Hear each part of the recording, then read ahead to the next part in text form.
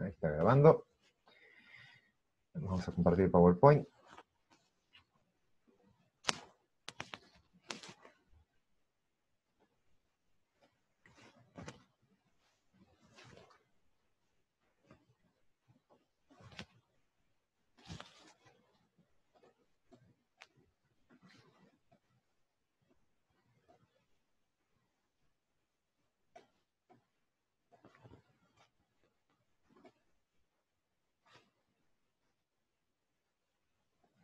Bueno, creo que tengo todo listo. Ya podemos arrancar. Perfecto. La clase pasada habíamos arrancado con este tema, cómo construir intervalos de confianza.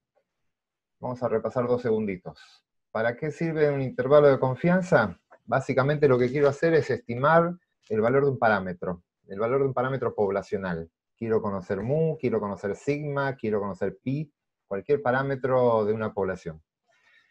Si quiero calcularlo, la palabra es calcularlo, la única alternativa que tengo es hacer un censo. Medir a todos los individuos de la población, calcular el promedio, por ejemplo, los sumo, mido a todos los individuos, sumo sus valores, lo divido por el n y ahí calculo la media poblacional. Ahí podría calcular mu.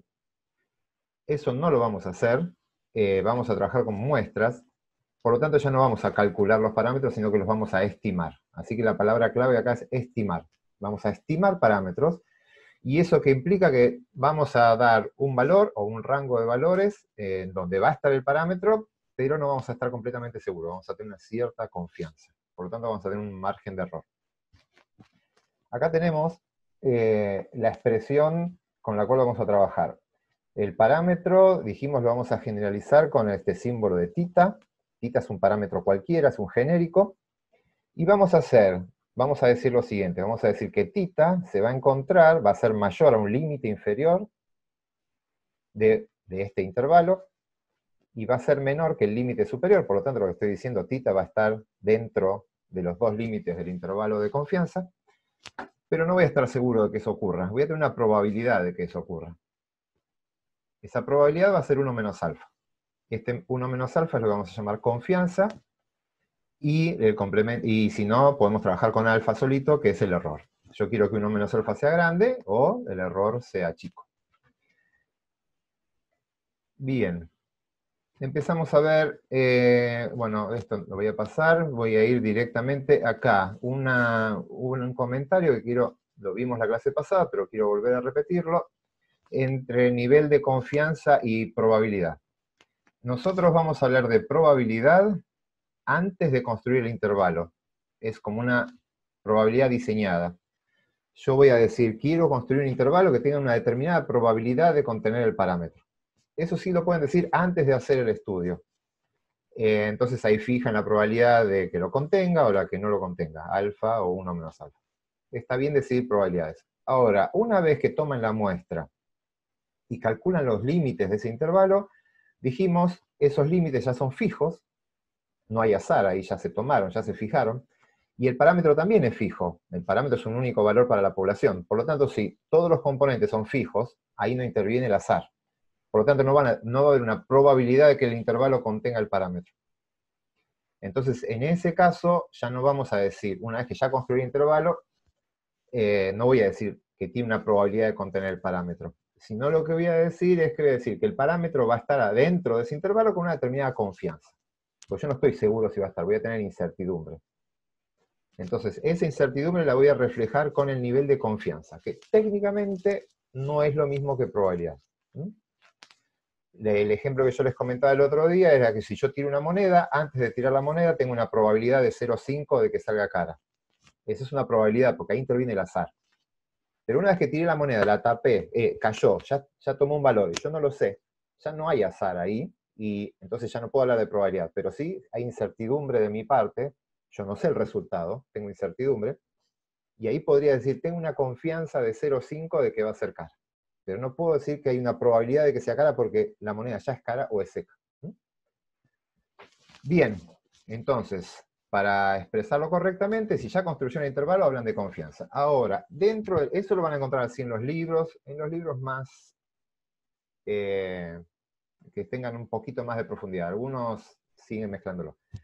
Para el transcurso de la materia no nos vamos a poner muy exigentes en estos términos. O sea, está bien que lo entiendan, y hay varias discusiones con esto. De hecho, yo discuto bastante con otros profesores sobre esto, básicamente porque tengo la filosofía que el azar no existe, entonces estoy en incertidumbre, entonces para mí no cambia nada. Una vez que cayó la moneda, es la misma incertidumbre que tenía antes y después. Pero bueno, no los quiero abrumar con eso. Para la materia, ustedes entiéndanlo, pero no nos vamos a poner ultra exigentes con el uso de esa terminología. Bien, y básicamente lo que hacíamos era, si tengo una población de la cual extraigo 100 muestras aleatorias, de cada una construyo un intervalo, la idea de la confianza es que 95, si yo fijo la confianza en un 95%, 95 de esos intervalos que voy a construir van a contener el valor del parámetro y 5 intervalos no lo van a contener. Eso es lo que nos dice la confianza. Entonces, hay 95 negritos, acá está 60 es el valor del parámetro, y estas liñitas son cada uno es un intervalo obtenido a partir de una muestra distinta, de la misma población. Fíjense que hay 95 de estos que son negros, y hay 5, 1, 2, 3, 4, 5 que son rojos. El tema acá es lo que les comentaba en la clase pasada. Ustedes van a construir un único intervalo, uno solo de estas rayitas, y una vez que lo tengan no saben si es rojo o es negro. No lo saben. Es como la moneda, ya cayó. No saben cuál es. El tema es que con la moneda ustedes pueden abrir la mano y saberlo. Acá nunca van a poder abrir la mano y saber si el intervalo contiene o no contiene el parámetro. Entonces, ustedes van a tener una confianza del 95% de que ese parámetro, que ese intervalo contenga el parámetro, o sea negrito ahí. Y hay un 5% de chances de que no sea negro, o sea que sea rojo. Y eso van a tener que aprender a convivir con esa incertidumbre. Todo lo que van a hacer con investigadores va a tener un margen de error, y si es del 5% van a estar bastante contentos. O sea, después de un tiempo van a acostumbrarse a que el 5% es un valor muy, muy bajito, y vamos a concluir, y la ciencia avanza si el nivel de error es del 5% o menos, ¿no? Bien, esto lo paso, voy a llegar a la expresión, después revisen el video. Llegamos a esta expresión. Acá es cómo construir un intervalo de confianza para mu. El parámetro que quiero estimar ahora es mu, lo que era tita antes, ahora ya lo fijo en la media poblacional. Acá tengo la expresión que les mostré antes, simplemente que acá decía límite inferior, límite superior, y ahora lo logré, a partir de esta deducción que les mostré en la clase pasada, desarrollar en la siguiente expresión. El límite inferior del intervalo de confianza va a ser el estadístico que voy a usar, el mejor estimador de mu que conozco. El mejor estimador de mu que conozco es X raya. Así que a ese estadístico le voy a sumar un valor crítico por un error estándar, por el error estándar de X raya. Sigma raíz de n es lo que llamamos error estándar. Y esto que está acá es un valor de tabla, que lo voy a llamar valor crítico. Es un valor que sale de una tabla, es un Z. Este Z, como está por debajo de 0, es un valor negativo. Por lo tanto, cuando haga esta suma, en realidad lo que estoy haciendo es una resta. Es X raya menos el valor crítico por el error estándar. Ahí me da el límite inferior. La misma expresión, pero con otro valor crítico, que es el que está por encima de la media, o sea, es positivo. Ahí me va a quedar el estadístico más el valor crítico por el error estándar. Y ahí voy a generar el límite superior. Y todo eso va a tener una confianza, o sea, que el parámetro esté dentro de este intervalo, va a tener una confianza de 1 menos alfa. Y el alfa lo fijan ustedes. Acá está la expresión, y la podemos sintetizar. Como el valor crítico es el mismo, pero con signo cambiado, lo expresábamos así. Estadístico más menos el valor crítico, cualquiera de los dos, el que quieran, es el mismo número, simplemente con esto cambian el signo, por el error estándar. Esto lo llamamos error muestra. Bien, habíamos visto cómo cambiaba la estimación, cómo mejorar la estimación, cómo achicar el intervalo de confianza. Ahora vamos a discutir, pero en el segundo intervalo. Lo que quiero ahora es dedicarme a qué pasa cuando no conocemos sigma. Acá. Y acá empezamos con el tema de la clase de hoy. Bien, lo comenté recién, es muy, muy raro querer estimar la media poblacional y para poder estimarla que me den como dato el desvío estándar poblacional. Eso es una situación extrañísima. Solo existe en los libros de estadística para los cursos introductorios. En la práctica, yo en mi vida he hecho una estimación de mu conociendo sigma. Así que está como es un poquito más simple la distribución y está tabulada y demás, se la sigue dejando. La situación más común es la que vamos a ver ahora. Yo no tengo idea del parámetro de dispersión. Quiero estimar mu, pero no tengo idea de sigma. Por lo tanto, voy a estimar a partir de la muestra dos cosas. Voy a estimar X raya, que es el mejor estimador de mu, y además voy a estimar a S, que es el desvío estándar de la muestra, como estimador, lo voy a usar como una estimación de sigma. El tema es que ya antes teníamos la formulita para estandarizar a Z y usar el estadístico de Z y su distribución. Nosotros necesitamos a X raya, que la tengo, la saco de la muestra, mu, esto no importa, es el parámetro que después lo despejamos, pero teníamos la expresión del error estándar como sigma raíz de n. Esa expresión ya no la tengo, porque no tengo sigma. La expresión que voy a tener ahora es X raya menos mu, S raíz de n. Este es el error estándar, pero de la muestra. Cuando cambio este error estándar, ya la distribución no es más una distribución Z, va a ser una distribución de T. Esa distribución de T es la que vamos a llamar T de student. Esto les comento, student es el seudónimo que usaba un estadístico, pero como trabajaba para una empresa, para una cervecería, no podía dar su nombre, entonces firmó como student, y todo el mundo ahora lo conoce como la de student, pero nadie se acuerda del nombre de él. Es más, ni yo me lo acuerdo, tendría que buscarlo para quedar. Pero bueno, quedó conocido como T de student, pero es por su seudónimo. Bien, la distribución T de student, vamos a ver un poquito. Esta distribución, la distribución Z tenía una única forma, con media 0 y desvío 1. Esta distribución T de student es muy parecida a la Z, también es unimodal y es simétrica. Voy a mostrar acá. Es unimodal con respecto a 0, igual que la Z, pero ya no es una única distribución, sino que es una familia de distribuciones. Y cada una de estos integrantes de esta familia va a cambiar en función de qué también tengo estimado al S. Básicamente es eso. En la distribución Z, S está perfectamente, tengo el dato de sigma, así que ahí no tengo ningún margen de error. En la distribución T, como no tengo certeza del valor de sigma y lo estoy estimando a partir de S, la penalización que se hizo fue ensanchar la curva. La T es un poquito más ancha y más petiza, simplemente porque tiene cierto margen de duda del valor de sigma. Y ensanchar la curva es una penalización, como ya vamos a ver ahora en el intervalo de confianza, el valor crítico va a ser más grande, el intervalo va a ser un poco más grande. Eso es una penalización. Y esta penalización también va a tener un impacto cuando hagamos pruebas de hipótesis y todas las pruebas estadísticas. O sea, cuanto más ancha la curva, más varianza tiene mi estimador, y todos los intervalos, las pruebas de hipótesis van a ser un poquito menos potentes. Esa es la forma que logran introducir la incertidumbre por desconocer el valor de sigma.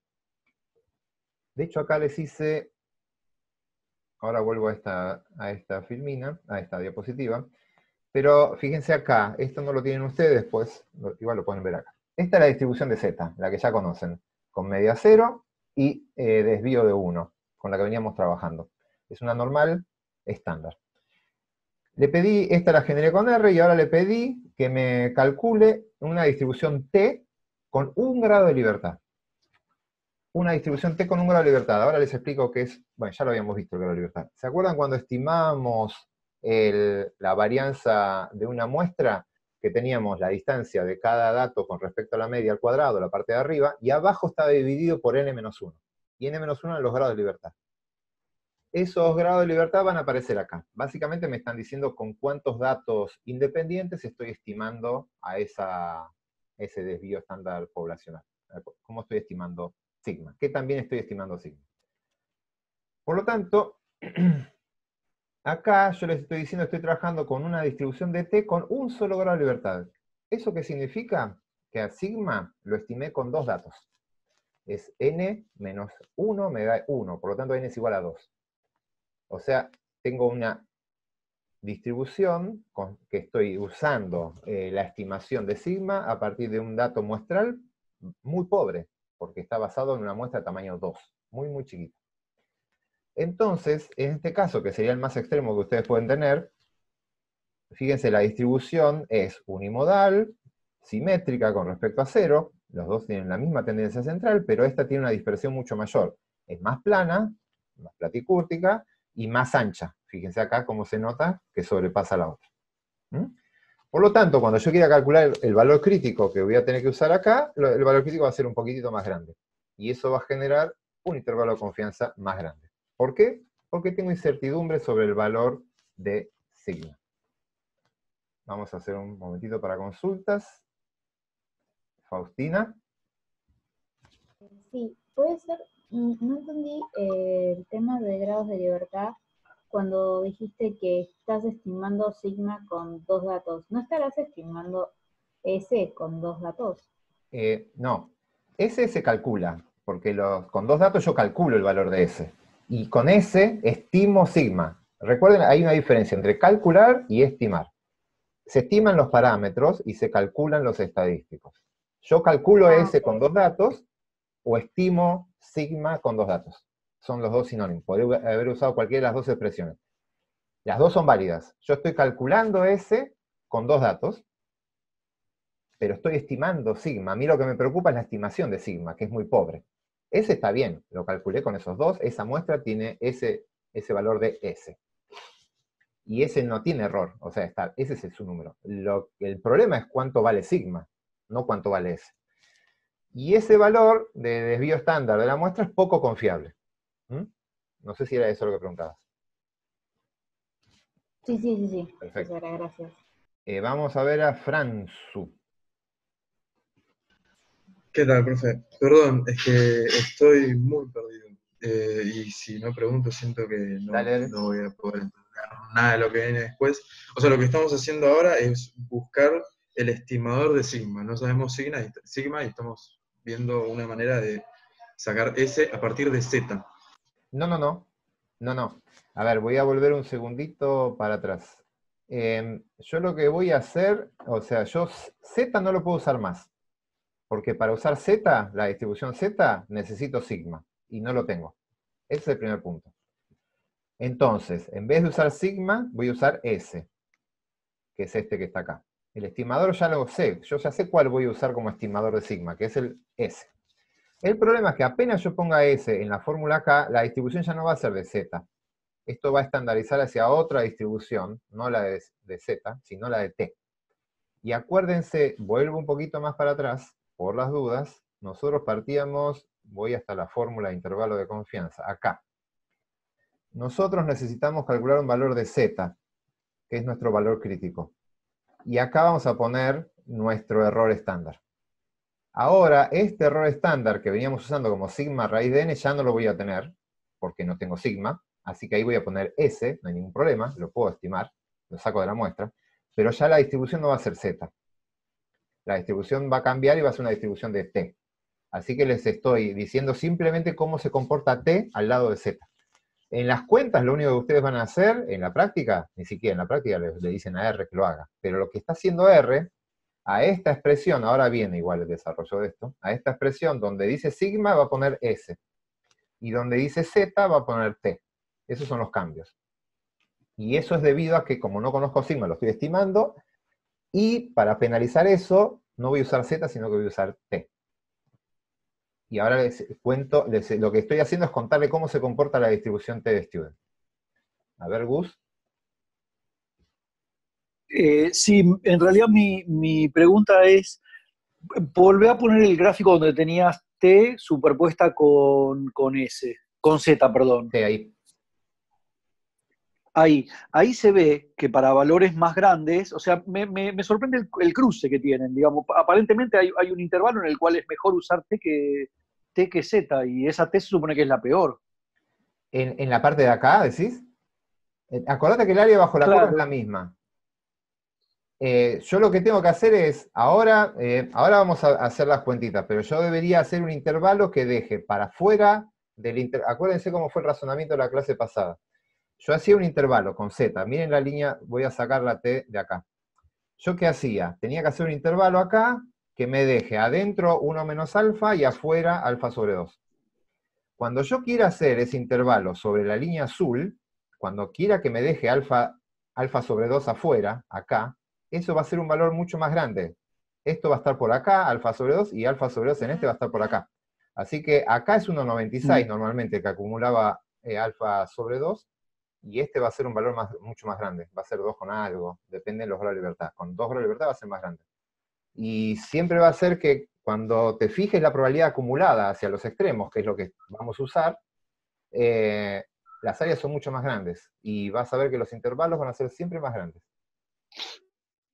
Ojo que esto no es probabilidad, esto es densidad, ¿eh? Lo que vos tenés que calcular es el área bajo la curva. Así que el área bajo la curva es, en este caso, si vos querés la misma superficie, en este caso Claro, eso vas a tener que dar. cambiar los valores. Sí, ojo, porque esto es densidad, no es probabilidad. Cuando hagan las cuentas se van a familiarizar un poquito más con ese concepto. Claro, o sea, si vos ahí en vez de... Sí. Si vos ahí tendrías graficado no la densidad, sino directamente la probabilidad acumulada, ya las líneas no se cruzarían. Y en teoría no. Podría hacerla. Para la próxima lo voy a... Total es fácil, se la puedo calcular. Sí, y la podemos ver, a ver cómo se comportan. Sí, esto es densidad. Entonces, fíjense, estas sí tienen solo... Perfecto, gracias. Están trabajando con muestras de tamaño 2. Esto es independientemente de intervalo de confianza, lo que sea. Cualquier muestra de tamaño 2, y ustedes no conocen sigma, la van a poder modelar con T. Ahora, ¿qué pasa si en vez de tomar dos datos de una muestra de tamaño 2, tengo una muestra de tamaño 6? Fíjense, acá tengo 5 grados de libertad. Recuerden que grados de libertad es n-1. La línea roja, ahora, es una distribución de T con 5 grados de libertad. Es decir, 6 menos 1. Estoy estimando el sigma con 6 datos. Es decir, calculando el S con 6 datos, de los cuales son 5 independientes. Bien, ya la curva se empezó a hacer menos, la varianza bajó y se hizo un poquito más mesocúrtica, empezó a subir, no es tan aplanada. Si subo y tengo 50 grados de libertad, o sea, ya trabajé con muestras muy grandes de 51 datos, la línea ni se ve, está acá, está pegadita, la verde clarita está pegadita a la negra. Está ahí. Acá apenas la pasa por encima y acá apenas por debajo. Por lo tanto, la distribución T converge hacia la distribución Z cuando tengo muchos datos. ¿Y eso por qué es? Y porque ya la estimación de sigma es bastante buena. Ese valor de S que estoy usando es bastante confiable, entonces no hay que penalizar tanto el hecho de haberlo obtenido a partir de una muestra. La muestra es suficientemente grande como para que la estimación sea confiable. Si ya ponen una T de 100 grados de libertad, 120 grados de libertad, no hay forma de distinguirla de una distribución Z, son idénticas. Entonces, ¿dónde va a tener esto impacto? Cuando trabajen con pocos datos. Cuando trabajen con pocos datos, acá se va a penalizar bastante eso. Sí, Milagros. Sí, si podrías repetir qué impacto tienen, digamos, los grados de libertad. Bien. ¿Recuerdan el concepto de grado de libertad? Cuando calculábamos la varianza, habíamos dicho arriba teníamos una suma de cuadrados y lo dividíamos sobre n-1. Teníamos n-1 porque eran la cantidad de datos que aportaban información novedosa.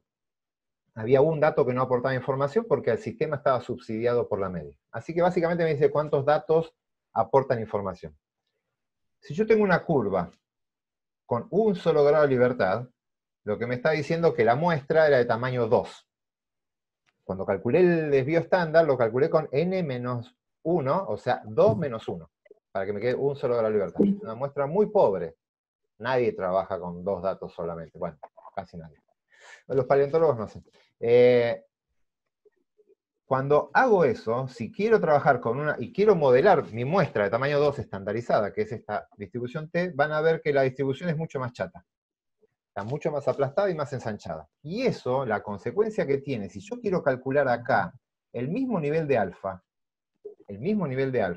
o sea, acuérdense, yo tengo que dejar para allá alfa sobre 2 y alfa sobre 2 para el otro lado. Cuando ustedes quieran calcular el área que les llena esa alfa sobre 2, en la línea azul es un valor que va a estar por acá, en la roja para acumularlo voy a estar por acá, y en la verde y en la negra va a ser un valor que está por acá. Cuanto menor sea la dispersión, más chiquitito va a ser ese valor crítico, más cerca del 0 va a estar ese valor crítico. Y eso va a hacer que el intervalo de confianza en definitiva va a ser más chico. Ahora lo vamos a ver directamente sobre la formulita. Bien, ¿cómo vamos a... ¿Cómo se comporta la distribución? Gracias. Acá hay un resumen. La tendencia central, vamos a ver, cómo se distribuyen las muestras X raya cuando el sigma no se conoce. La media de todas las muestras, como siempre, la mu de X raya es mu. La tendencia central de las muestras siempre es mu. El desvío estándar ahora de X raya no es más sigma sobre raíz de n, sino que el desvío estándar lo voy a estimar utilizando S sobre raíz de n. Ya ahora va Faustina. Y la distribución, la forma que va a tener esta curva, ya no vamos a ver la distribución de X raya directamente, sino de la estandarización de X raya. Cuando estandaricemos a X raya, lo vamos a estandarizar de esta forma. Vamos a hacer X raya menos mu, su estadístico, su parámetro de tendencia central, esto no cambia, acá decimos que eso no cambió, y lo tenemos que dividir por su error estándar. Y ahora cambió el error estándar, que es la formulita que está acá. El error estándar ahora es S sobre la raíz de n. Y la distribución, en vez de estandarizar a una Z, vamos a estandarizar a una T, con n menos 1 grado de libertad. Faustina. No sé si mostraste esta diapositiva, donde describe toda la distribución de student, Sí. con grados de libertad y todo eso. Dice que mu es igual a 0. Sí. Y entonces, lo que no estoy segura es si es claro, si este mu es el mu x y le falta un tipo mu de los promedios, o si es el mu poblacional. Porque... No. Bien. Está bien la pregunta. Acá estamos hablando de la distribución T de student. La distribución T de student siempre tiene media 0. Está hablando del modelo matemático que diseñó Student, bueno, el verdadero nombre no me acuerdo, que diseñó él para describir este proceso. Eso tiene media 0, es como la Z, que tenía media 0. Eso es en cuanto a la distribución de esta variable. Ahora, lo que les mostré recién, esta parte de acá, es qué pasa con las muestras. Las muestras ya no van a tener una media de 0.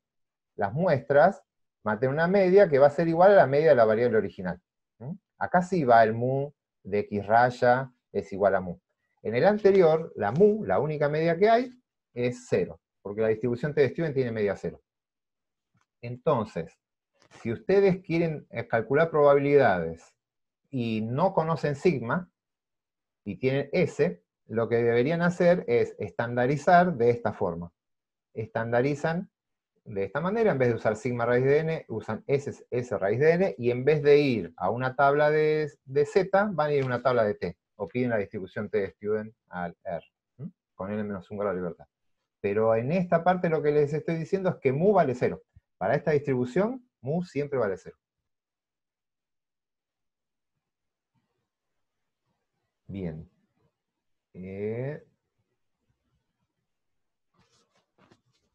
Perfecto.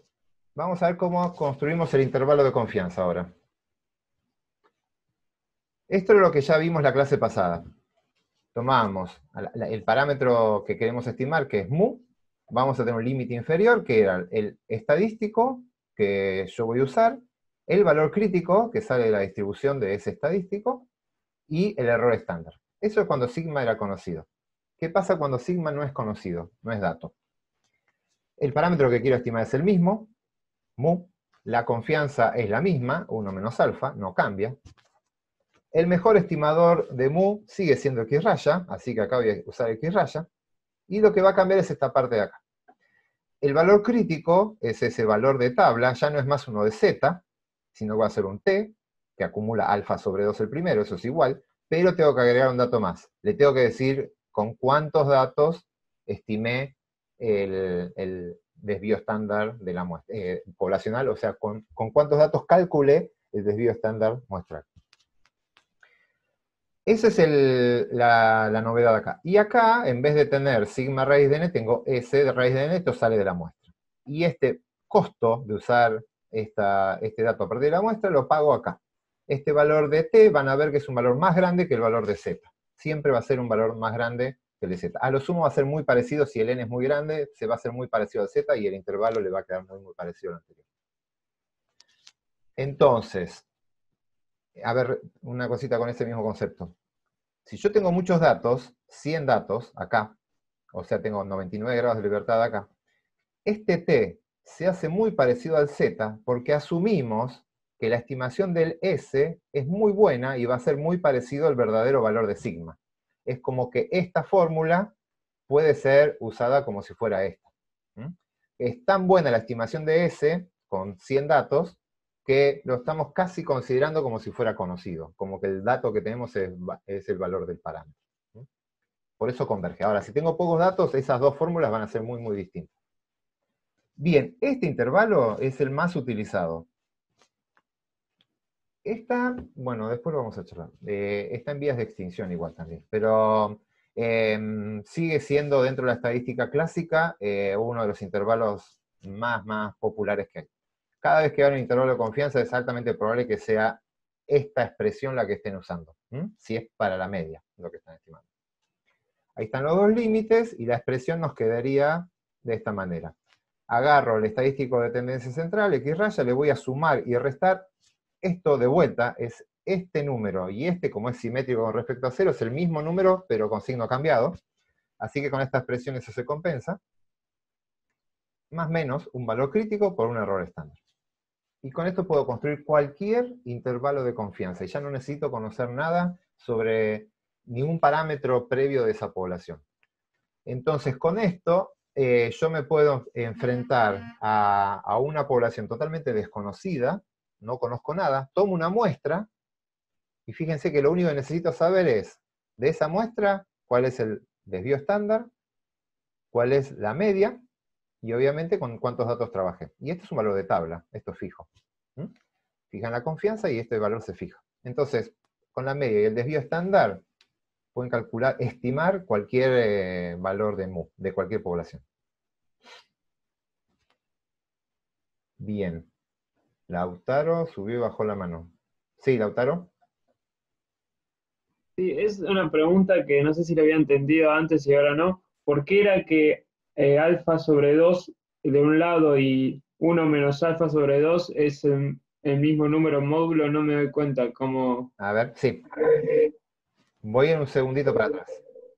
Porque creo que el grafiquito no lo tengo más adelante. A ver, déjenme ver. No. Voy a ir un poquito para atrás. Paciencia. A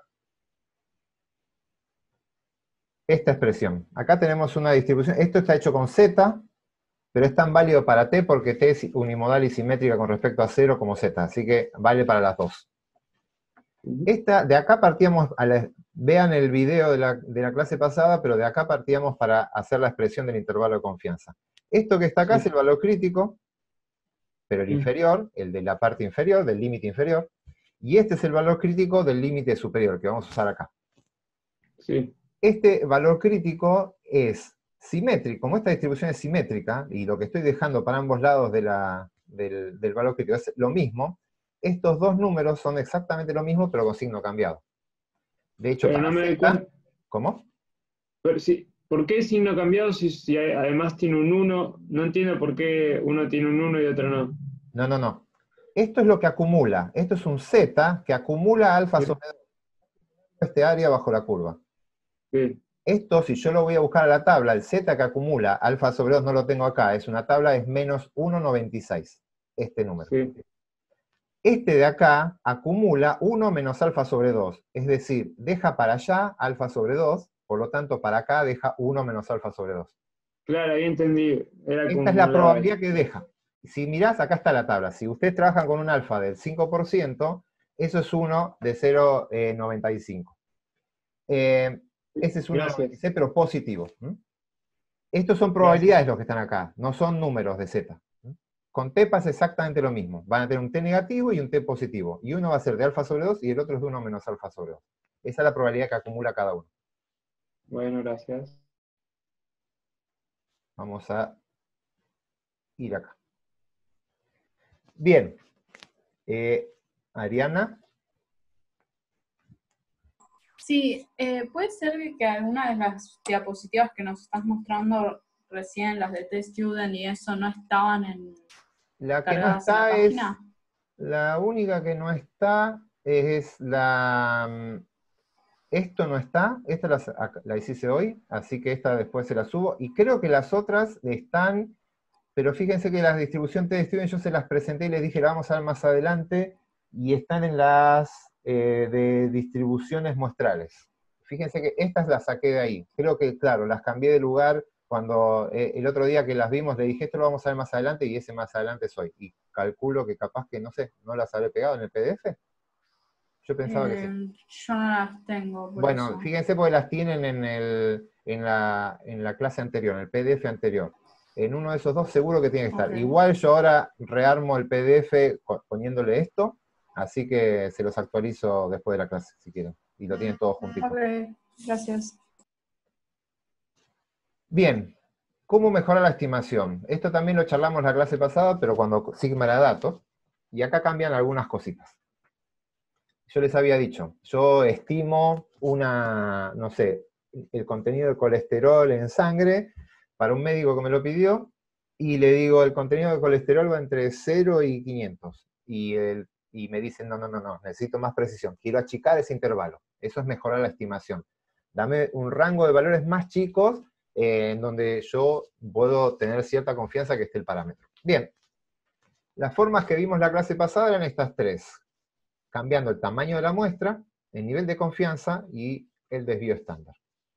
El tamaño, esto ya lo comenté la vez pasada, así que vean en detalle lo de la clase anterior, pero vamos a ver cómo afecta eso en una distribución T.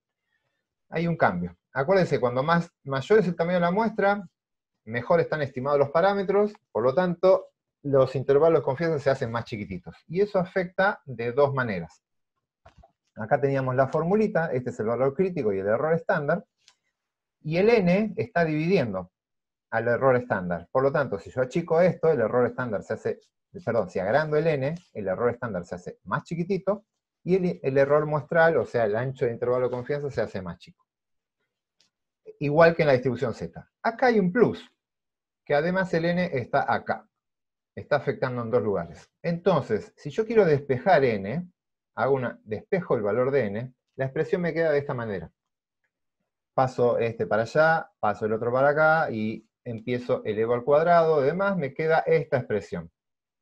Para calcular el n, tengo que tener el valor crítico de una distribución de t, por el desvío estándar, estimado a partir de una muestra, y el error muestral que yo quiero cometer. Entonces, esto le decía que era muy útil para ustedes, cuando empiecen a trabajar en sus tesis. Si ustedes tienen la fortuna de que alguien ya trabajó en ese lugar, alguna estimación de la varianza de su variable, del desvío estándar, van a tener. Agarren cualquier trabajo previo, aunque haya tratamientos y demás, siempre hay algún control, algo donde no están alterados los valores. Con una estimación más o menos buena del desvío estándar, pueden ponerlo acá. El error muestral es el tamaño de intervalo con el que quieren trabajar. Eso se lo pueden preguntar a su director y decirle, mirá, ¿con cuán margen de error vas a querer que yo estime esta variable, este parámetro? Y lo ponen ahí. Y después tienen que poner un valor de tabla. Este sale de la tabla. El problema que van a tener acá es que cuando quieran poner un valor de tabla, necesitan el n. Y el n es la incógnita, y además es parte de la solución. Están ambos lados de la ecuación, así que esto no tiene una solución única. No podemos resolverlo directamente. Entonces, la estrategia es hacer un método iterativo, paso a paso. ¿Cómo sería esto? Le dije, ustedes ya consiguieron un valor de variabilidad de su variable, con la que van a trabajar. Su jefe les dijo, mira, yo quiero que trabajes con un error de tanto, y ese valor está estimado. pero no saben qué poner acá, porque no saben con cuántos datos van a trabajar ustedes. Entonces acá pueden arrancar con cualquier número. Si quieren pongan 10. 10 grados de libertad en total, vamos a suponer. O sea, 11 datos, 10 grados de libertad. Hacen estas cuentas, ese 11 lo multiplican por el valor del desvío, lo dividen por el error estándar, lo elevan al cuadrado y acá le va a decir, mirá, para estimarlo de esta forma necesitas 60 datos. Vamos a suponer. Ahora, si necesito 60 datos, no necesitaba 11 como yo puse acá. Entonces, vengo acá y cambio. Este que puse con 11, le pongo un 60. Así que busco en la tabla de T una distribución T con 59 grados de libertad. Una vez que tengo los 59 grados de libertad, vuelvo a calcular este número, y van a ver que esto va a bajar, porque este número es más chico. Ahora le va a decir, no, necesitas 55 datos, no 60, estaba equivocado, necesitas 55. Ay, qué lástima, usé un T con 60. Bueno, vuelvo a calcular con un T de 55, o sea, 54 grados de libertad. Vuelvo a hacer el cálculo, me va a dar otro número. Y van a ver que en 2 o 3 iteraciones esto converge a un número. Va a llegar a un punto en que va a decir, necesitas 54.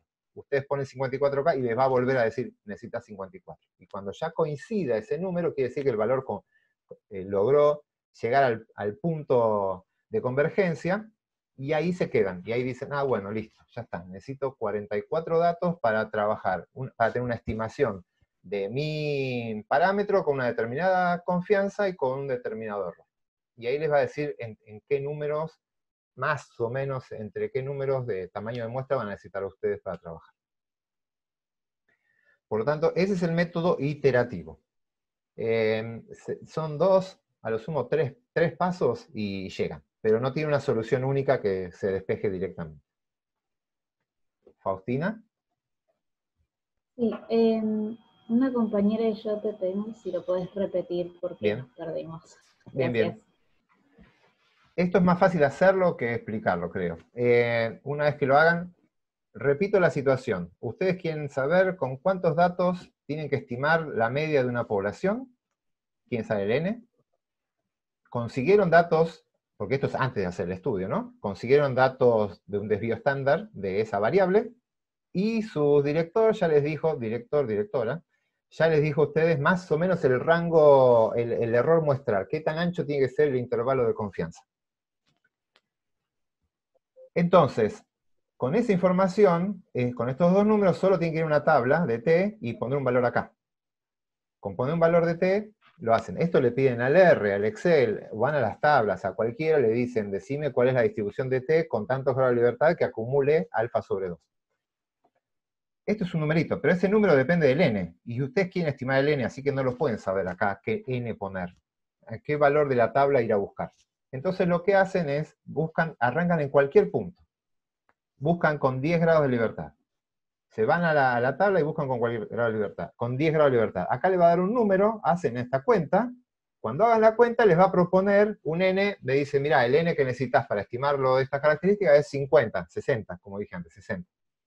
Bien, si era 60 lo que yo estaba pidiendo, este número estaba totalmente sobreestimado, porque yo puse un T mucho más grande que el anterior. Así que voy a poner un T con 50 grados de libertad, que es un poquito más chico. Entonces, cuando pongan el de 50, van a hacer esta cuenta y le va a decir es 45 ahora. Entonces, otra vez, vamos a poner 45 acá. Vuelven a calcular y le va a volver a decir 45. Cuando repita, el resultado que pongan acá es el que les sale en el resultado final. El valor que ponen acá es el resultado final. Cuando eso ya coincida, quiere decir que ya llegaron al punto y está bien estimado el tamaño de la muestra. Ese es el método iterativo. Bien. Listo, gracias. Bien, el resto de eso es para el tamaño de la muestra. El nivel de confianza, lo mismo que antes. Ustedes pueden tocar el nivel de confianza acá y decir, quiero trabajar en vez de trabajar un error del 5%, voy a trabajar con un error del 10%. Automáticamente el intervalo se va a achicar. Simplemente con esa decisión se achica el intervalo. Pero el costo que van a pagar es que tienen menor confianza de que el intervalo contenga el valor del parámetro. Pierden confianza.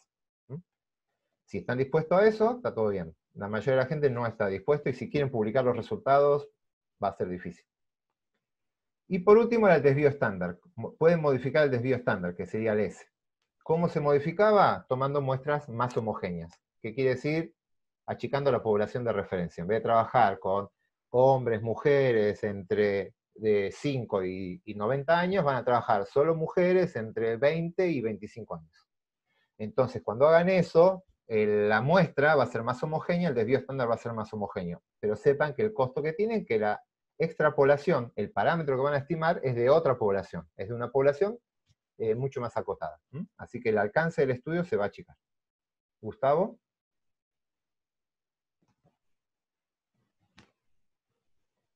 Gustavo, ¿habías levantado la mano? Uy, no. Perdón, estaba muteado. Sí. En la otra clase vos habías explicado que el Z antiguamente se sacaba de tabla. Sí. El T, los grados de libertad y para un determinado error muestral, también está tabulado, digamos. Sí, está todo tabulado. Es igual que el Z. No, porque decía, ¿de dónde salía el T? Decía. Ok. Perfecto. Sí, quizás omití decirlo. Esto está en una tabla. Hay una tabla de Z, hay una tabla de T. Son valores muy parecidos, son poquitos más grandes y dependen de los grados de libertad. Entonces, necesitan una tabla de T con 2 grados de libertad, otra tabla de T con 3 grados de libertad, otra con 4, y así se llenan. Entonces, lo que hacen los libros es, cuando se hacía a mano con tablas, no ponían muchos valores de T, ponían pocos valores de T porque tenían que poner para un montón de grados de libertad distintos. Ahora eso cambia, ustedes le piden a R que les diga, dame una distribución T que acumule tal probabilidad con tantos grados de libertad. El R les va a pedir a ustedes los grados de libertad. Y la probabilidad y les va a devolver el valor. Lo mismo, igual lo van a practicar en TP, lo mismo que con una Z. Eso sale directamente del programa, pues ya tiene las tablas incorporadas. Así que es mucho más simple. Pero sí, es un valor que sale de una tabla. Gracias. Supuestos. Para que estas estimaciones sean válidas y que la confianza sea la que creemos que estamos teniendo, se tienen que dar algunas cositas, no puede ser cualquier cosa. Primero, muestreo aleatorio probabilístico. Quiere decir que toda la variabilidad que hay es debida al azar. No hay sesgos, no hay nada, ¿sí? Es un muestreo hecho por azar. Eso que me asegura que las muestras sean independientes, además. Todas las observaciones sean independientes y los grados de libertad sean los que yo creo que son. Porque son datos que aportan información novedosa a todos. El segundo caso, muestreo con reposición, o bien el tamaño de la muestra que sea menos del 5% del tamaño de la población. Recuerden, para no modificar que la muestra no modifique el valor del parámetro. O sea, poblaciones infinitas o muestras chicas. Y si no, devuelven y tienen que tener chance de volver a capturar el mismo sujeto. De esa chance deberían estar presentes. Y lo otro, esto siempre lo van a tener así, estos dos supuestos van a ser para todos los estudios. Acá lo que vamos a pedir es que la variable X, la original, la X, tiene que ser una distribución normal. La X. Si no es normal o no sé cuál es la distribución, tengo que tomar una muestra suficientemente grande para poder aplicar el teorema central del límite y asumir que X raya va a seguir una distribución normal. Así que, en definitiva, lo que yo quiero es que X raya siga una distribución normal, para poder estandarizarlo y llevarlo a una distribución T. ¿Cómo me aseguro de tener una distribución normal de X raya? De las dos formas que están acá. O que X original sea normal, o la muestra suficientemente grande, y ahí ya me independizo de la distribución de origen. Una pregunta con respecto a eso. Sí. Me acuerdo que vos en clase habías dicho de que una distribución binomial, cuando su esperanza es mayor a 5, se aproxima bien a una distribución normal. ¿Estoy en lo correcto? Sí. Ok, porque en el script de los trabajos prácticos está puesto al revés, por eso lo digo. ¿Cómo está puesto al revés? ¿Cómo dice? Sí, está puesto que la esperanza, n por pi, es menor a 5, se aproxima bien a una normal. A una Poisson aproxima bien ahí. Si la esperanza... La binomial tiene dos... está bien, no, eso después me fijo y le digo a los chicos que lo arreglen. La binomial, acuérdense, tiene dos cotas. Una es en 0 y otra es en n. Entonces, sí, la esperanza no tiene que estar cerca de ninguna de las dos cotas. No tiene que ser muy cerca de n ni de 0. O sea, tiene que ser mayor que 5, pero menor a n menos 5 también. O sea, tiene que estar dentro de ese rango. Pero seguro que no tiene que ser menor que 5. Eso seguro que no. Entonces debe haber un error ahí en el script. ¿Gus? Y entonces en el caso de que se aproxime a una normal porque tiene la esperanza lejos de las cotas, ya entonces no necesito el n mayor que 30 o igual lo necesito. No, O sea, el tiene n que ser- mayor que 30 siempre, porque ahí es para pasar de una discreta a que se parezca un poco más a continua. Tenés el otro problema, ¿no? Una es la asimetría, que es la cota te las hace asimétricas, y el otro problema es que la variable es discreta. Entonces, si tenés n muy chicos, es muy discreta, va muy de a saltos. Con un n grande, los saltitos son chiquititos y se comportan más parecido a una continua. Es un paso importante, desde una binomial a una normal, es un salto fuerte. Tenés que pasar de una discreta a una continua y de una que puede ser asimétrica a que no lo sea. Es el doble de las dos cosas necesitas. Sí, perfecto, igual, gracias. con respecto a eso, o sea, ustedes, si la variable es binomial y cumple todas estas condiciones, podrían aplicar una distribución normal para su valor crítico. Eso antes lo veíamos, este año no vamos a hacer intervalos de confianza para las proporciones, donde aproximamos la binomial a normal. Es una de las cosas que sacamos, pero es algo que lo estamos sacando, lo vamos a ver desde otro ángulo, y es algo que está cayendo en desuso, porque ahora crecieron muchísimo los modelos con distribuciones no normales. Antes la única estadística que había era toda suponiendo distribución normal, entonces las aproximaciones a normal estaban a full. Cualquier cosa que se podía aproximar, la aproximábamos a normal. En los últimos años se desarrollaron muy buenos métodos para variables con distribuciones no normales. Variables binomiales, variables Poisson, variables Bernoulli. Así que ya no, eso de la aproximación es algo que va a ir cayendo y en breve, calculo, también se irá del programa de la materia. Por ahora, como en forma teórica, ver cómo se comportan las variables es interesante. La aplicación, y ya perdí un poco de fuerza porque, les digo, lo van a ver los que hagan biometría 2, ya lo van a ver cómo analizar variables con distribución binomial, así que no necesitan ninguna aproximación de nada. La variable es discreta, trátenla como discreta y demás. Es simétrica, asimétrica, no importa. Ok, gracias. Bien. Acá tienen unos ejercicios para hacer, no los vamos a hacer ahora, pero si quieren lo hacen, pero fíjense con esta tabla de estadística descriptiva que está acá, tienen dos grupos de personas, varones y mujeres, diabéticos, agarré solo los diabéticos, es un trabajo de diabetes en una provincia de España, y acá yo les pido que estimen con un 95% la presión arterial sistólica, que es el PAS, que está acá, pero lo pueden hacer para cualquiera de estas variables. Básicamente, acá lo que les da la información es que lo primero que tienen es X raya y más o menos desvío estándar. Por lo tanto, si ustedes quisieran hacer el PAS, vamos a hacerlo un segundito. Si ustedes quieren hacer los límites del intervalo de confianza para el PAS, que para varones necesitan estos datos. Entonces, ¿cómo era un intervalo de confianza para mu? Todavía no tengo mi lápiz, así que bueno, sigo dibujando con el mouse.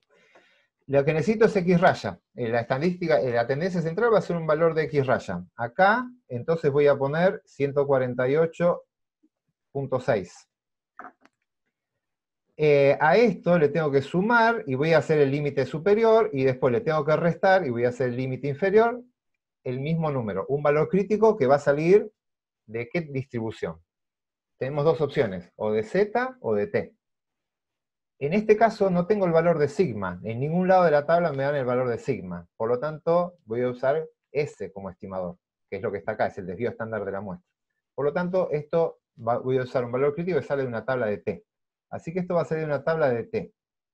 Para ir a la tabla de T necesito saber los grados de libertad. ¿De dónde saco los grados de libertad? Acá dice, la cantidad de individuos. Dice que trabajó con 15 individuos. Por lo tanto, este desvío estándar está calculado con 14 grados de libertad.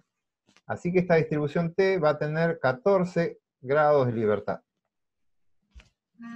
Y le voy a pedir que busque con 1 menos alfa sobre 2, y lo que tienen que hacer ustedes es fijar el nivel de error. Si trabajan con el valor estándar de alfa, que es el 5%, esto es 0,975, o sea, es 1 menos 0,5 sobre 2. Con esto van a cualquier tabla, lo van a hacer en TP, se lo van a pedir a R, lo que sea, le piden a R una distribución T, y esto ya le da un número. Y esto lo tienen que multiplicar por el error estándar. ¿Y el error estándar cómo lo sacan? Tienen acá el desvío estándar, 24, y lo tienen que dividir por la raíz de 15.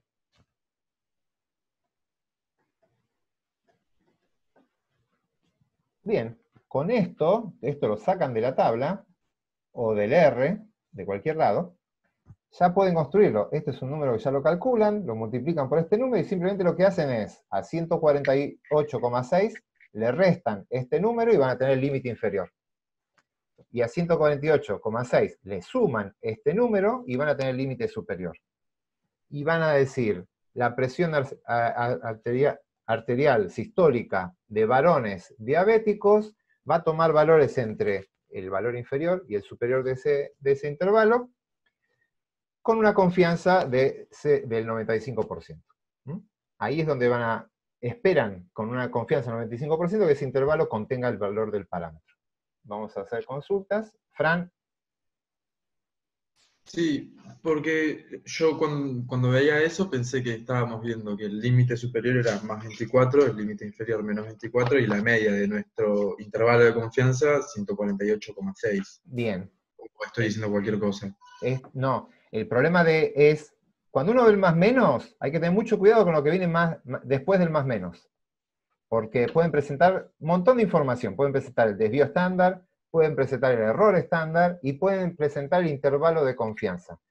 Así que ustedes tienen que mirar en el epígrafe de la tabla esto. Acá es crucial encontrar este dato. Y ustedes, cuando hagan una tabla, expresen muy claramente qué es lo que están poniendo. Acá tiene una medida de variabilidad. La medida de variabilidad puede ser, en este caso pusieron el desvío estándar. Por lo tanto, solo le dieron esta parte. Les queda a ustedes hacer toda la cuentita. Si acá hubiese dicho, yo hubiese puesto esto, X raya más menos IC. IC 95. Si hacen esto, si hacen un IC 95, lo que terminan haciendo es esto. Ponen el resultado de esta expresión de acá. En vez de poner el 24, hacen esta cuenta y ponen ese numerito. Y ahí ya lo que están mostrando es el rango del intervalo de confianza. Pero eso es a piacere. Cada investigador puede presentarlo de forma distinta. Hay ciertas diferencias en función de lo que quieran mostrar, pero básicamente todos están hablando de si quieren mostrar la dispersión de los individuos o quieren mostrar la estimación de la dispersión, o sea, la precisión con la que están estimando el parámetro. Y en ese caso, si abajo la aclaración cambia de error a IC, ¿el número 148,6 cambia también o queda igual? No, la tendencia central es la misma. Para todos la tendencia central. Lo que te va a cambiar es lo que va después. Vos pondrías 148,6 más y tenés que hacer esta cuentita y ponés más menos ese numerito. Sí, bien, gracias. La media no cambia. La media siempre es la tendencia central, siempre la mejor estimación que tenés es X raya. Lo que te cambia es lo demás. Si querés, repito, este 24 es la variabilidad de los individuos. Y cuando hagamos esto es la precisión con la que estimé el parámetro, que es distinto. ¿Faustina? Sí, es para confirmar. Si yo hubiese puesto en T, hubiese puesto 14, en alfa sobre 2 hubiese sido lo mismo, ¿no? Ah, bien, acá sí. Acá lo que te hubiese cambiado es que cuando haces la suma, va a restar, porque el de alfa sobre 2, eso estás preguntando, ¿no? Esta expresión acá, en vez de decir 1 menos alfa sobre 2, pones alfa sobre 2. Claro, porque en la ecuación que quedó para atrás creo que solo era alfa sobre 2, pero sí, como ese mismo valor en módulos, como que... No cambia, exacto, es eso lo que vos decís. Pero lo repito para todos. Acá yo usé 1 menos alfa sobre 2. Este valor de t, cuando usen 1 menos alfa sobre 2, es el que quedó del 0 para la derecha, ese es positivo. Entonces, el más les va a hacer el límite superior. Si usan el otro, el de alfa sobre 2 es el que está del otro lado. Es el mismo numerito, pero les va a quedar negativo. Entonces, cuando hagan el más, le va a dar el límite inferior. Y cuando hagan el menos, le da el superior. Pero el intervalo que les va a fabricar es el mismo. Ahí no hay problema. Pueden usar cualquiera de los dos numeritos. Como se va a compensar el más con el menos, no va a haber problema. De esto les repito, hacen uno de esto a mano y se olvidan de los problemas. se lo van a aprender, es fácil, no tiene grandes complicaciones esto. Veamos si quedó algo más pendiente de esta distribución. Bueno, acá es un resumen. Estamos haciendo un intervalo de confianza, IC con la confianza, 1 menos alfa. Esto presentarían, como le dije yo recién, IC de 95% o de 0,95. Tita era el parámetro. Así que lo que van a usar para construir ese intervalo es el estimador de tita, cualquiera, tita sombrero. Y le van a sumar y restar el error muestral. Y ese error muestral va a ser una probabilidad que sale en una tabla, un percentil que sale en una tabla, una probabilidad, es ese valor crítico. Es un percentil, no es una probabilidad, perdón. La probabilidad está acá, este es un percentil, es un valor que acumula una determinada probabilidad. Por el error estándar de ese estimador que tenemos. Y acá vamos los dos casos que vimos acá en el curso. Si sigma es dato, lo que van a usar es X raya para la tendencia central, más o menos el valor crítico va a salir de una tabla de Z, y el error estándar es sigma sobre la raíz de n. La distribución es Z, y este es el error estándar. Si sigma no es dato, es esta situación, la tendencia central es X raya, la distribución pasa a ser T, y esto es S sobre la raíz de n. Así que cambia simplemente la tabla en la que van a buscar esto, y este es lo que lo tienen que estimar. Y acá hay una aclaración. Como ven, el error muestral, esto que está acá, es proporcional al tamaño de la muestra. Pero a la raíz cuadrada del tamaño de la muestra. Por lo tanto, si ustedes quieren reducir a la mitad el intervalo de confianza, quieren achicarlo a la mitad, tienen que cuadruplicar el tamaño de la muestra. No es menor. Para achicar a la mitad en un intervalo de confianza, reducirlo a la mitad, tienen que cuadruplicar el tamaño de la muestra. Por lo tanto, depende de qué tan costosas sean las unidades experimentales para ustedes, eso puede llegar a ser bastante costoso. Bien, y por último, de intervalos de confianza. Esto es una tabla que creo que sigue estando en la guía de fórmulas, estaba, después voy a ver dónde queda disponible. Antes se imprimía y estaba en la fotocopiadora, ahora hay que ver, pero bueno. Acá, en esa guía de tabla hay un montón de intervalos de confianza para hacer. Acá está el 12, acá salteé varios en el medio, pero si ustedes quieren estimar, acá tienen el estimador que quieren hacer, o sea, la esperanza, cuál es el parámetro que quieren estimar. Si quieren estimar mu, por ejemplo, acá tienen el mejor estimador de mu es X raya, acá está cómo calcular el desvío estándar, fíjense, para el caso que tengan sigma de dato, este sería el error estándar, y acá del estadístico lo importante es ver cuál es la distribución, Z. Entonces van a una tabla de Z a buscar el valor crítico. Valor crítico, error estándar, estadístico. Si ya saben que debe ser la 13, cuando no tiene sigma y aparece S, acá aparece una T. Pero así, fuera de programa, no lo van a hacer no lo vamos a ver para el curso, pero lo tienen por si en algún momento les interesa. Si ustedes quieren hacer un intervalo de confianza para el coeficiente de variación, por algún motivo les interesa saber eso. ¿Cuál es la variación de la población? Perfecto, lo que hacen es el coeficiente de variación muestral como mejor estimador. Acá tiene esta fórmula choclo, que es el error estándar, pero fíjense que esto se reduce un montón. Esto es bastante similar a hacer la raíz de 2n, pero bueno, hay una expresión. Y la distribución, no importa esto, lo que importa es la distribución, es t. Así que esto sale una tabla de t. Con una tabla de t, raíz de 2n, pueden construir un intervalo de confianza para la varianza. Y si entienden la estructura del intervalo de confianza, pueden construir cualquier intervalo de confianza con esta guía. Acá está el parámetro, esto es el estadístico de asimetría, el parámetro de asimetría, usan el G1, que es el estadístico de asimetría, acá tienen una aproximación del error estándar, y lo que tienen que decir acá, si el n es mayor que 100, pueden ir a una tabla de t. Y así para cada una de las cosas que quieran estimar. Así que eso es una regla general, cómo se construye un intervalo de confianza, solo vemos los más simples, pero ustedes ya tienen como herramientas para el que quiera en algún momento enfrentarse a otro, sepa que lo que tiene que conocer son estas 4 cosas. Bien, esto estimación por Bootstrap es lo que está más de moda, no lo voy a dar ahora, quiero avanzar con intervalos de esto está fuera también de programa, lo voy a dejar para unas clases que me quedan hacia el final de la materia, donde vamos a ver técnicas fuera de programa, pero que están teniendo mucho auge. Son unas estimaciones no paramétricas, no asumen la distribución de normal, no asumen que los parámetros siguen ese comportamiento y demás. y son muy útiles para cuando uno no tiene idea, tiene pocos datos y no tiene idea de la distribución de la variable. Súper, súper útiles, pero tienen un concepto muy, muy radicalmente distinto al que veníamos trabajando, y como no está en el programa de la materia, se los voy a, no quiero enredarlos ahora con este tema, pero lo vamos a ver más adelante. Así que con eso termina lo que es de la clase pasada. Perfecto, las 3:10, estamos muy bien.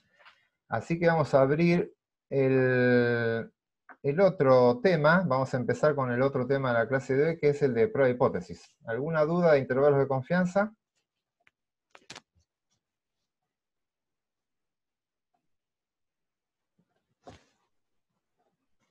Esperen que vuelvo a ver a todos, porque cada vez que comparto una pantalla se me va el chat y se me va el... Sí, Faustina. Sí, yo tenía una duda para cerrar el tema de sobre la parte de cómo mejorar la estimación o de bajar el error muestral. Para la parte sobre tocar el nivel de confianza, entonces lo que hay que hacer es aumentar el riesgo, tipo el alfa. Y si aumentas Sí. el riesgo, se achica el 1 menos alfa, pero a la vez estás perdiendo confianza, nivel de confianza. Exactamente. Bien, genial, Sí, gracias. sí, lo que haces es pensarlo así. Vos tenés un intervalo de valores, si vos achicás el intervalo, no cambias nada, y achicás el intervalo, lo que estás aumentando es el riesgo de que te caiga, que el intervalo no contenga el valor de parámetro. Entonces, cuanto más riesgo tomes, más chiquito se puede hacer el intervalo. Pero tenés que bancarte el riesgo, ¿no? Lo que vas a decir es menos creíble, es menos confiable. Claro, listo, gracias. Tengo acá Sol. Sí, ¿se escucha? ¿Sí? Cuando vimos también sobre cómo mejorar la estimación, que había una ecuación que podías calcular n, Sí. que dependía de s. No entendí muy bien ahí, digamos, de dónde sacabas el valor de s. Bien. Eso es la figurita difícil, digamos. Yo lo estoy planteando esto a priori, que les recomiendo a ustedes que lo hagan antes de empezar a trabajar. Por lo tanto, si nunca salieron al campo, no tienen ninguna muestra como para estimar. Ahí hay dos caminos posibles. Uno sería ir a hacer un muestreo piloto. Con poca plata, capturar, no sé si están trabajando con animales, capturan 10 animales, si es con personas, hacen algunas encuestas, consiguen algunas historias clínicas, que sería hacer lo que llaman muestreo piloto. No el mega muestreo grande. Y cuando tengan ese muestreo piloto, estiman el S, va a estar pobremente estimado, entonces con eso van a estimar el tamaño de la muestra necesario para que la estimación sea correcta. Esa sería una aproximación. La otra aproximación es conseguir ese valor de S de algún compañero de ustedes. Seguro, bueno, no, seguro no, pero es bastante probable que en el laboratorio que ustedes entren no van a empezar con una línea de investigación completamente nueva. Ningún tesista arranca con una línea absolutamente nueva. Simplemente va a ser alguna línea tangencial de algo con lo que ya están trabajando. Entonces es altamente probable que la variable con la que van a trabajar ustedes ya haya más personas que ya estuvo trabajando con esa variable. Entonces, muchas veces esa variable ya está con algún tratamiento o algo que capaz que no te sirve, pero seguro tiene algún control donde no aplicaron tratamientos o algo. Si ustedes buscan esos datos, capaz que alguien ya trabajó y tiene 50 datos y los usó para otra cosa, calculen la varianza de esos datos y el desvío estándar de esos datos, y lo ponen ahí. Es una aproximación burda y demás, quizás bajo otras condiciones, lo más parecido posible a lo que van a hacer ustedes.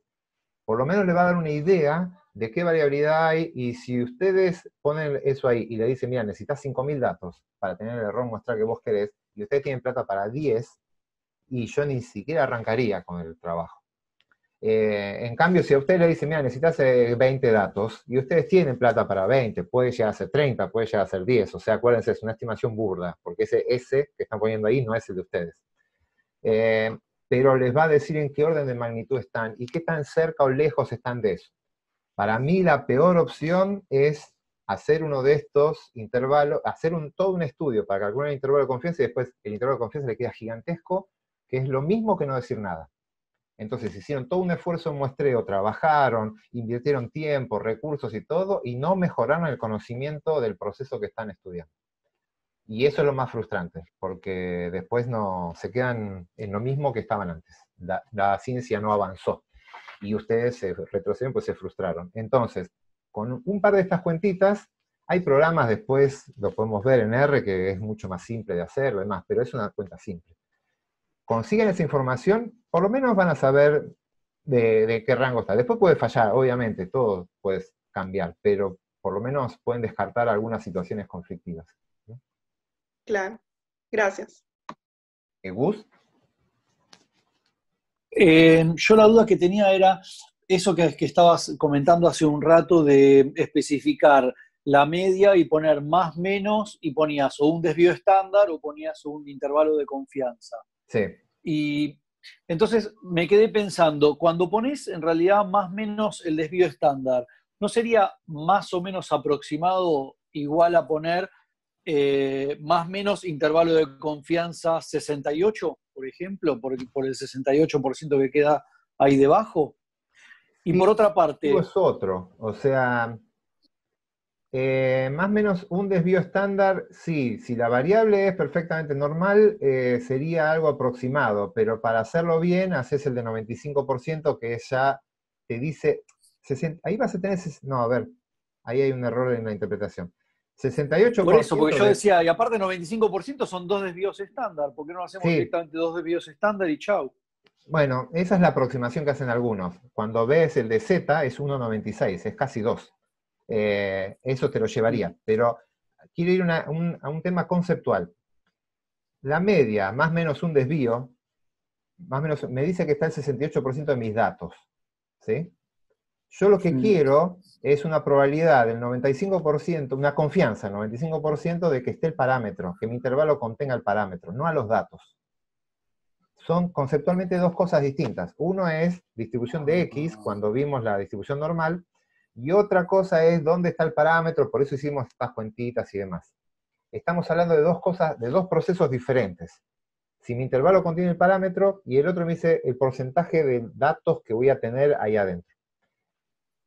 Después lo vamos a ver, pero quiero que esto se asiente un poquitito más en sus cabezas, que lo hagan algunas cuentas, que avancen el TP, y vamos a ver bien, porque me importa, porque veo muchos investigadores que confunden qué mostrar de dispersión. No es lo mismo mostrar desvío estándar, mostrar error estándar y mostrar intervalo de confianza. Y veo que se usan a veces indiscriminadamente y no se puede interpretar bien. Ahora se los defino nada más, pero no importa. Quiero primero que ustedes practiquen un poco con cada uno de esos, o sea, que avancen un poco en el TP. Pero básicamente, el desvío estándar les va a decir cuánto varían los individuos. Un individuo, cuánto se aleja un individuo del centro. Acuérdense de definición de desvío estándar. Error estándar es la precisión con la que estoy estimando la media. Es qué tan bueno es mi aparato de muestreo para estimar la media. Y el intervalo de confianza me va a decir en dónde va a estar el parámetro que quiero estimar. Son tres cosas distintas, pero esperen un poquitito a que manejen bien esos tres conceptos. Hay uno lo estamos recién viendo ahora, intervalo de confianza, error estándar lo vimos la semana pasada, y desvío estándar lo vimos hace bastante. Pero que avancen un poco en el TP, acostúmbrense a los tres conceptos, y vamos a volver a discutir eso, porque me parece importante que se entienda bien. Gracias.